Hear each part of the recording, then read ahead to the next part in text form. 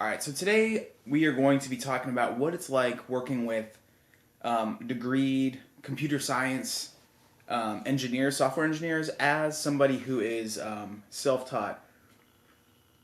So I would say, again, I'm in that self-taught camp, and I'm going to go real quick through my story and how I got into software development.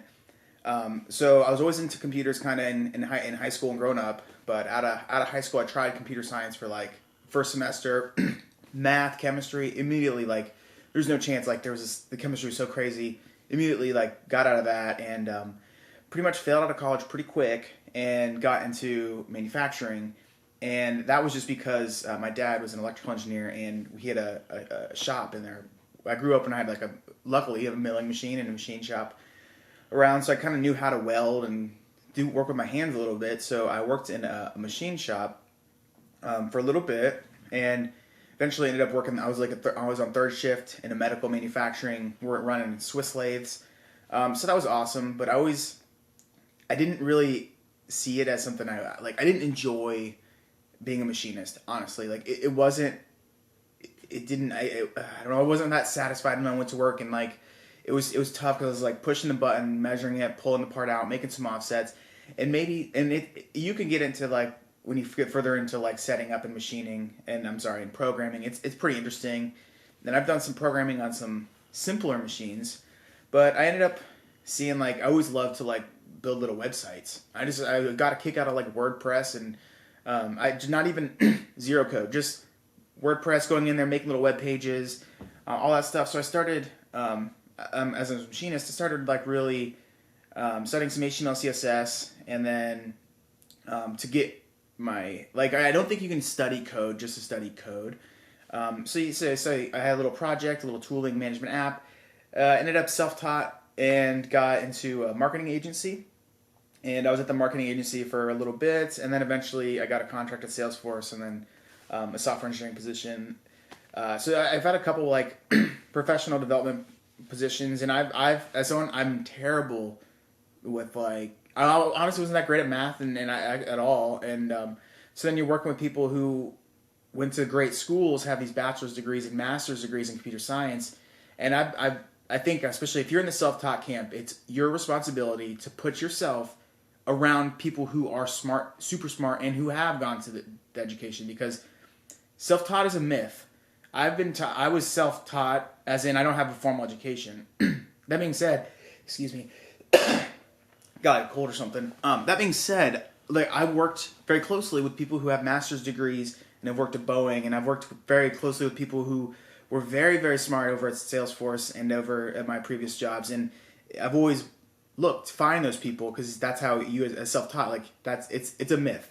You're just non-formally taught. How about that's a better way. But it is something to get used to as someone who doesn't have the CS degree, working with someone in that like they definitely like with logic and like some of the algorithm stuff, it's very apparent that they definitely know their stuff. But at the end of the day, and here's something that'll give you hope, self-taught people, if you are working on a web product, say, and that's what a web product, it's going to be the same HTML, CSS, JavaScript. Got like a backend, C#, PHP. It's going to be those technologies. And when I've been building products, and I've been working with I've been working with real smart people and seeing like what they do with their algorithm stuff, and most of it turns out to be like, if you have a good fundamental of the basics, like basic design patterns, and know how to basically write clean code, you're going to be able to at least perform for sure at a level where, like when you're building a web product, where you're not going to have problem like. I don't think like your manager or someone who's working with you will know the difference that you don't have a degree. You just the thing I'm seeing is it's like fundamental, for sure, design patterns 100%, and like just if you can have the ability to write clean, maintainable code and write some unit tests, that's pretty good. And then especially the self-taught, and I'm always learning like on YouTube, learning design patterns and trying to learn the different algorithms.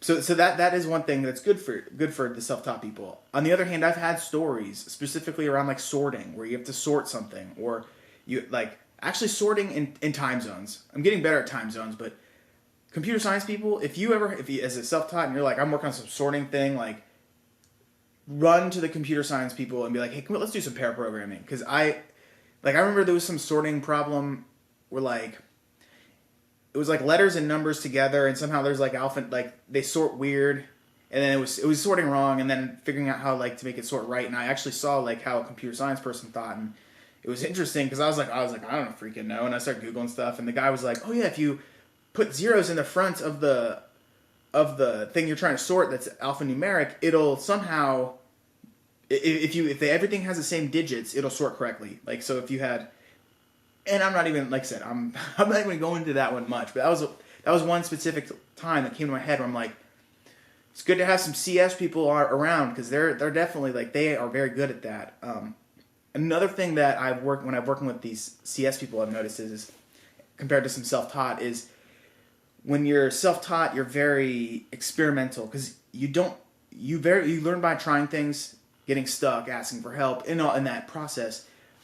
And I've worked, and especially in my earlier development days, is like I was really fast because I wanted to experiment, get stuck, and I would turn out faster code, and it would be not the great, like honestly not the greatest. And when I watch these really smart CS people, they're very slow and methodical in the planning stage. So they will make sure they understand the problem very deeply, like way deeper than I even, like when I first saw a guy like working with a guy who's like he had a master's degree and he's really smart. He was like, I was like doing some pair programming, and I was like, I just want to jump in there and start typing code. And the guy's like really slow. And then we went over to like a whiteboard, and then I saw him like he drew out like this diagram. It was like some sequencing over time, so you could see like make request, validate token, whatever, just some really good diagrams. And then like we spent a lot more time just chewing and analyzing at that level. And then actually when we got into the code, and even when we got into the code, it was just much more like we wrote some code, make sure it's tested in as my self-taught, like a little neurotic. I'm like, let's write some code. And I'm getting better at it, but it was like that definitely, especially back in the day a little bit.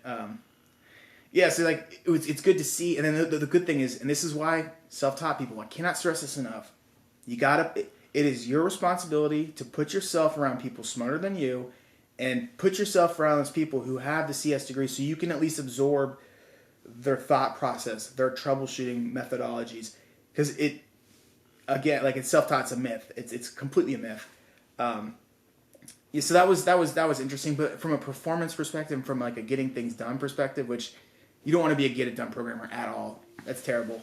But if you treat it like a craft and you're always trying to like study and get better, you're gonna be and I remember my path. I struggled through HTML, CSS, and when I started in basic JavaScript, it took me a long time to really grasp basic fundamental stuff. I mean, and then like, and you just keep stacking the learnings on each other over and over again. And eventually, it's cumulative and it adds up.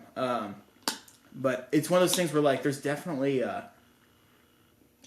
that imposter syndrome that programmers talk about, especially self-taught. When you're like, if you're smart and you put yourself around smart people, you won't be the smartest in the room. And there is times where you're gonna have like ego, like you're gonna keep your ego in check, because like you'll be having technical discussions with how you get something done, and like you'll get to a point where you know how to get it done at least a way, and there will be issues with the way, but you definitely can do a whole feature end to end. And you gotta swallow your ego when you're and it's important for the process, but like when you're working with people who are really smart, it's just like there's levels to the game, and that's something that you always gotta keep in mind too as a developer. And like something that I got a piece of advice from someone recently because I got honestly frustrated when I was like, because I was working like if I'm in a technical discussion with someone who's got like master's degree, like worked at Boeing, many years of experience, and like the people who are like double, triple the amount of experience in the industry as me, and on top of that degrees, like and it's hard when you like say, hey, this is how we can do this, and then they've seen it before, so they say, yeah, that would totally work, but it's for this reason it's not right. And so like you're gonna have to be like, and then you just swallow your pride and then like continue through that discussion. And the advice I got was actually even as someone who's less experienced, you may not be right all the time. In fact, not rarely, but not as often. The smarter people you work with, you're going to be right less, but you will be right once in a while. And that back and forth between people and that conversation is how you build great products. And it's one of those ones, it's like, as a developer, I think it's one of those careers where you have to 100% be willing to like swallow your pride, and it's not the easiest, because again, I think people are drawn to developing because they like to build things, and also they kind of want, at least personally, I want to do it. I want to build it myself. I'm like, I can totally do that. Let me build this feature, and the back and forth, the collaboration is what gets the best product. And so yeah, that's kind of what it's like in my experience working with these like really smart, because they're out there and they're off, and at times it's one of those days. Some days when like you wanted to like have more impact on like a bigger feature, it can be a little frustrating when you got to swallow your ego, but then the amount, if you get through that and you look introspectively, you can see you're going to get so much better, so much faster working with people who are really good. So, and it's on you, and to find those groups that where you're like, you have incredibly smart people around you, and you can kind of, everyone can learn and grow together.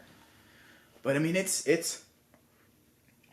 an ego thing for sure. It's an ego thing for sure, and that's why I think, was it that martial arts thing is like, I think it goes in with that is you got to check your ego at the door, and then like the people who are the best that I've seen, they're really humble and they don't have that ego. They're willing to learn from juniors, and they have that same thing, and they've been doing that for many years, and all of a sudden like they're real good. So that's kind of my thought on working with very highly smart, educated people. Definitely recommend it, and stay tuned for more.